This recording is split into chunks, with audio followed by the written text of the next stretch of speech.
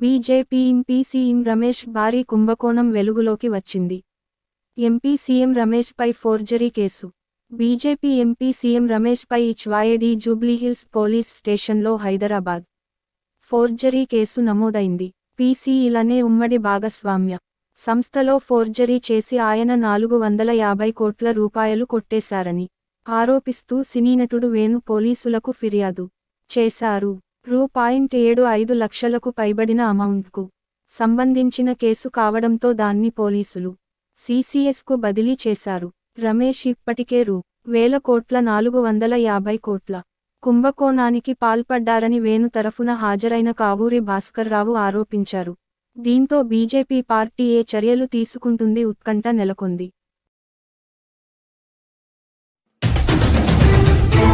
BJP MP CM Ramesh భారీ కుంభకోణం వెలుగులోకి వచ్చింది.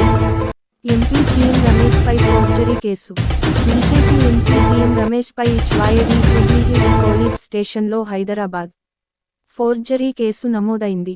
పీసీఈలనే ఉమ్మడి భాగస్వామ్య సంస్థలో ఫోర్జరీ చేసి ఆయన 450 కోట్ల రూపాయలు కొట్టేశారని ఆరోపిస్తూ సినీనటుడు వేణు పోలీసులకు ఫిర్యాదు చేశారు. రూ.75 లక్షలకు పైబడిన అమౌంట్కు సంబంధించిన కేసు కావడంతో దాన్ని పోలీసులు సీసీఎస్కు బదిలీ చేశారు. రమేష్ ఇప్పటికే రూ.1000 కోట్ల 450 కోట్ల కుంభకోణానికి పాల్పడ్డారని వేణు తరఫున హాజరైన కావూరి భాస్కర్రావు ఆరోపించారు. దీంతో బీజేపీ పార్టీ ఏ చర్యలు తీసుకుంటుంది ఉత్కంఠ నెలకొంది.